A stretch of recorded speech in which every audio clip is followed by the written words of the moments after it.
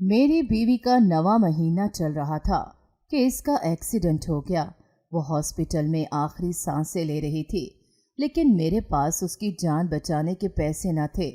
Doctor उसे labour room में ले गई, लेकिन उसने मेरी बीवी की जान बचाने की ऐसी शर्त रख दी कि सुनकर मेरी रूह कांप गई। और आप भी इस्तग़फ़ार करेंगे। बच्चे के आने की खबर ने हम दोनों मियाँ बीवी को दीवाना कर दिया था। औलाद चीज़ ही ऐसी है कि इंसान की ज़िंदगी बदल कर रख देती है। मैं और मेरी बीवी थोड़ी देर पहले ही अस्पताल से घर लौटे थे और डॉक्टर ने हमें बताया कि मेरी बीवी रिदा उम्मीद से है। डॉक्टर की बात पर मैंने अपनी बीवी की तरफ देखा तो इसकी नज़रों में भी अजीब सी हैरानी थी। डॉक्टर हम दोनों के चेहरे के तासुरात देखकर पूछने लगी कि आपको इस खबर पर खुशी महसूस नहीं हुई। हम दोनों मियाँ बीवी इसे क्या बताते कि हम तो पिछले 15 सालों से इस खबर के मुंतज़िर थे, लेकिन आज उसने हमें जब खुशी की ये खबर सुनाई तो न जाने क्यों यकीन करना बहुत ही मुश्किल हो गया था। मेरी बीवी रिदा की आंखों से आंसू बहने लगे और मैंने उसे किसी फूल की तरह संभाल लिया। अब तो मुझे रिदा को सर आंखों पर बिठा कर रखना था, क्योंकि शादी के पूरे 15 साल बाद वो मुझे औलाद की खुशी देने जा रही थी। मैंने डॉक्टर को बताया कि हम दोनों मियाँ बीवी इस कदर नाउम्मीद हो चुके थे कि आज जब हमें ये खुशखबरी मिली तो हमारे लिए यकीन करना मुश्किल हो गया है।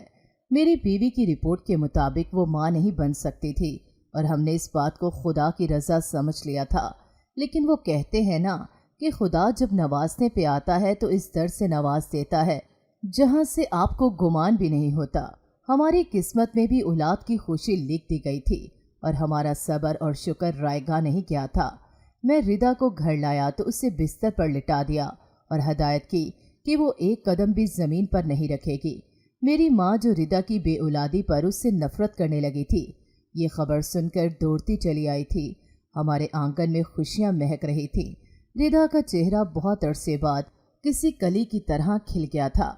मैंने रिदा की देखभाल में कोई कसर न छोड़ी थी और उसके लिए एक मुलाजमा का इंतज़ाम कर दिया जो सुबह से लेकर शाम तक उसके साथ रहती।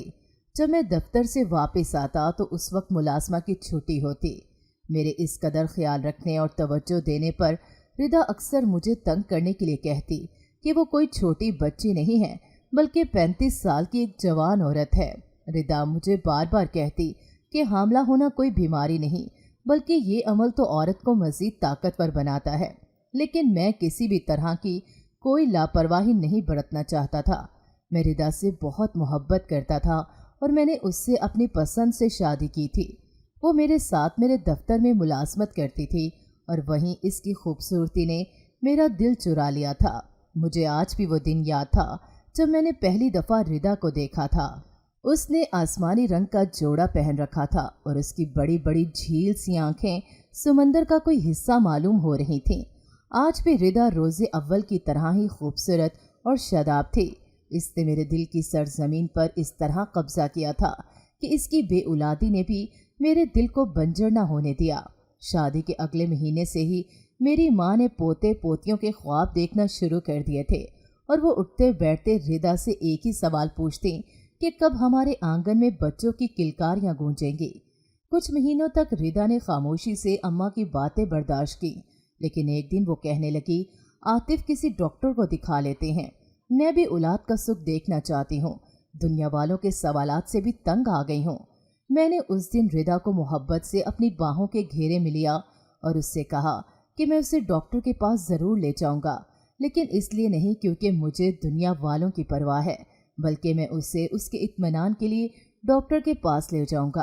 मेरी बात सुनकर रिदा के चेहरे पर एक खुशी झिलमिलाने लगी थी और वो मेरी मोहब्बत पर इसी तरह सरशार हो जाया करती थी। मुझे क्या खबर थी कि मेरा उसे डॉक्टर के पास ले जाना हम दोनों के लिए कितनी बड़ी आजमाइश ले आएगा। डॉक्टर ने हम दोनों मियाँ बीवी के कुछ ज़रूरी टेस्ट करवाए। रिपोर्ट्स आने पर पता चला कि रिदा को कुछ अंदरूनी मसाइल हैं जिसकी वजह से वो कभी माँ नहीं बन सकती। ये खबर हम दोनों के लिए किसी क़यामत से कम न थी। रिदा बच्चों का सुख चाहती थी और मैं तो हमेशा से ही बच्चों का दीवाना था। मेरी 2 बड़ी बहनें शादीशुदा थीं और जब वो हमारे घर आती तो मैं उनके बच्चों को अपने कांधों पर बिठाए घूमता। میری بہنیں مجھے تنگ کرنے کے لیے کہتی کہ جب تمہارے بچے ہوں گے تو تم ہمارے بچوں کو بھول جاؤ گے۔ میں اپنی بہنوں کی بات پر مسکرا کر کہتا کہ ایسا کبھی نہیں ہوگا، لیکن مجھے کیا پتا تھا کہ میری بات اس طرح پوری ہو جائے گی۔ شروع میں تو ہم نے اماں سے یہ بات چھپا لی، لیکن جیسے جیسے دن گزرتے گئے اماں کا زور بڑھتا چلا گیا۔ وہ اٹھتے بیٹھتے ردا سے ایک ہی سوال کرتی کہ اب تک ردا نے انہیں خوشخبری کیوں نہیں سنائی ہے۔ ایک دن ردا نے تنگ آ کر میری ماں کو بتا دیا کہ وہ کبھی ماں نہیں بن سکتی، اور یہی ردا کی سب سے بڑی غلطی تھی۔ میری ماں نے اس کا جینا دوبر کر دیا اور اسے اٹھتے بیٹھتے بانجھ ہونے کا طعنہ دینے لگیں۔ ردا بہت زیادہ غمگین ہو گئی تھی۔ میری ماں کے طنز اور بانجھ ہونے کی خبر نے اسے پوری طرح توڑ کر رکھ دیا تھا۔ وہ ہر وقت کسی مرجھائی ہوئی سوکھی بیل کی طرح زرد نظر آتی۔ ایسا محسوس ہوتا جیسے کسی نے اس کے سارے جسم کا خون نچوڑ لیا ہو۔ میں لاکھ اس کی دلجوئی کرنے کی کوشش کرتا، لیکن اماں کے طعنے اسے دوبارہ دکھوں کی دلدل میں دھکیل دیتے۔ میری اور ردا کی شادی کو 4 سال ہو گئے تھے، اور یہ 4 سال ہمارے لیے کسی اذیت سے کم نہ تھے۔ میرے چھوٹے بھائی کی شادی ہو گئی تھی اور اس کی بیوی کو شادی کے اگلے ہی مہینے حمل ٹھہر گیا۔ میری ماں نے میری بھابھی کو سر آنکھوں پر بٹھا لیا تھا اور ردا کو اس کی ملازمہ بنا دیا۔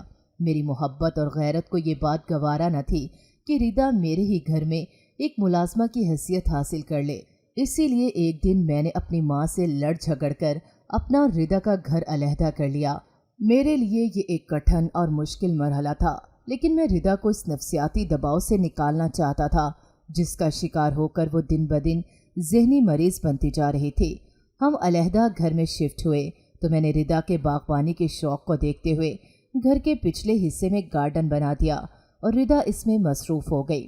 میری بہت اچھی نوکری تھی اور ردا کی میری زندگی میں آمد کے بعد سے مجھے بہت زیادہ ترقی ملتی چلی گئی تھی اور اب میں ایک اچھی پوسٹ پر ملازمت کر رہا تھا۔ میری ماں نے سارے خاندان میں ردا کو بدنام کر دیا تھا، کیونکہ ان کی نظر میں ردا ایک مکار عورت تھی جس نے مجھے نہ ہی اولاد دی تھی اور نہ ہی گھر کا سکھ دیا تھا۔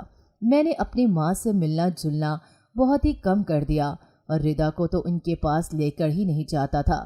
میں جب بھی اپنی ماں کے پاس جاتا وہ دوسری شادی کے لیے مجھ پر دباؤ ڈالتی۔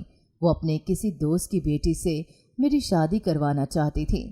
میں نے کبھی یہ بات نہیں کہی تھی، وہ تو پہلے ہی ٹوٹ چکی تھی اور میں اسے مزید دکھی نہیں کرنا چاہتا تھا۔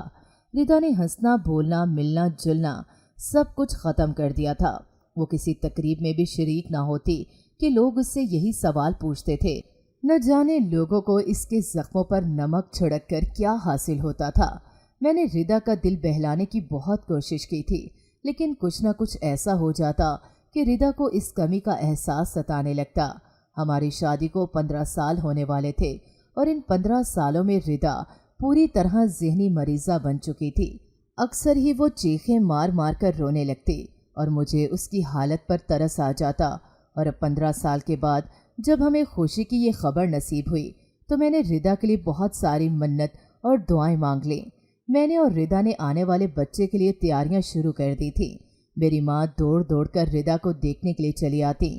ہم دونوں ہی ان کے رویے کو دیکھ کر بہت حیران تھے کہ اچانک ہی ان کا رویہ کیسے اتنا بدل گیا ہے۔ ردا نے انہیں دل سے معاف کر دیا تھا اور وہ ماضی کی ساری باتیں بھول گئی تھی، کیونکہ خدا نے اس کی جھولی میں دنیا کی سب سے بڑی نعمت ڈال دی تھی۔ میں ردا کی اسی اچھائی کی وجہ سے اس سے محبت کرتا تھا اور میری محبت میں کبھی اس کے لیے کوئی کمی نہ آئی تھی۔ دن یوں ہی تیزی سے گزر رہے تھے اور ردا کا نواں مہینہ شروع ہو گیا تھا۔ وہ وقت اب زیادہ دور نہیں تھا جب ہمارا بچہ ہم دونوں کی گودوں میں کھیلنے لگتا۔ میں تو یہ سوچ کر ہی ہواؤں میں اڑ رہا تھا کہ جلد ہی میں ایک بچے کا باپ بننے والا ہوں۔ سالوں پہلے میں نے یہ امید چھوڑ دی تھی کہ کبھی میری گود میں بھی میری اولاد آئے گی، لیکن پھر وہ ہوا جو میرے گمان میں بھی نہیں تھا۔ آج صبح سے ہی دفتر میں کام کرتے ہوئے میرا دل عجیب سا ہو رہا تھا، اور جیسے ہی میرے موبائل پر ردا کے نمبر سے فون آیا تو میرا دل تیزی سے دھڑک اٹھا۔ ردا کبھی بھی اس وقت فون نہیں کرتی تھی۔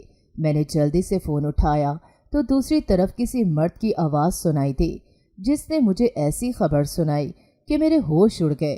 ردا کو کسی رکشے والے نے ٹکر مار دی ہے اور ردا کی حالت بہت خراب ہے और उसे करीबी अस्पताल पहुंचा दिया गया है। इस खबर ने तो मेरे कदमों तले से जमीन खींच ली थी। रिदा इस वक्त घर से बाहर क्या कर रही थी? रिदा और मेरा होने वाला बच्चा न जाने कैसा था। यही सोचकर मैं ऑफिस से निकलकर सीधा अस्पताल पहुंच गया। रिदा की हालत बहुत खराब थी। उसे बहुत जोर से रिक्शे की टक्कर लगी थी। वो पूरी तरह होश में नहीं थी और टूटे फूटे लफ्जों में उसने मुझे बताया कि वो बच्चे का कुछ सामान लेने के लिए बाजार आई थी और वहीं उसका एक्सीडेंट हो गया। रिदा बात करते करते पूरी तरह बेहोश हो चुकी थी और डॉक्टर ने बताया था कि फौरी तौर पर रिदा का ऑपरेशन करना होगा क्योंकि बच्चे की हालत ठीक नहीं है। ये सुनकर तो मेरी हालत भी ख़राब हो गई थी। मैं पैसे वाला था, लेकिन मेरे पास इतने पैसे नहीं थे कि मैं 2 लाख रुपए एक ही वक्त में जमा करवा सकता। बच्चे की खरीदारी और दूसरी चीज़ों में पहले ही बहुत पैसे खर्च कर चुका था। मैंने डॉक्टर से कुछ वक्त मांगा, लेकिन डॉक्टर ने कहा कि रिदा के पास वक्त नहीं है। वो इसे लेबर रूम में लेकर जा रहे हैं और मुझे फ़ौरन ही पैसे जमा करवाने होंगे। मैंने डॉक्टर से मिन्नत की कि वो मुझे 1 दिन का वक्त दे दें। मैं अपनी कंपनी से लोन लेकर अस्पताल के पैसे भर दूंगा, लेकिन डॉक्टर ने कहा कि अस्पताल के असूलों के मुताबिक पहले फीस जमा करवानी होगी। डॉक्टर ने नर्स को इशारा किया कि वो रिदा को लेबर रूम में ले जाए और मुझसे कहा कि वो मेरी मदद कर सकती हैं, लेकिन मुझे उनकी एक शर्त माननी होगी। रिदा और अपने बच्चे की जान बचाने के लिए मैं किसी भी हद तक जा सकता था। इसीलिए मैंने डॉक्टर से कह दिया कि मुझे आपकी हर शर्त कबूल है, लेकिन मुझे क्या मालूम था कि वो मेरे सामने ऐसी शर्त रख देगी जिसे सुनकर मेरे होश उड़ जाएंगे।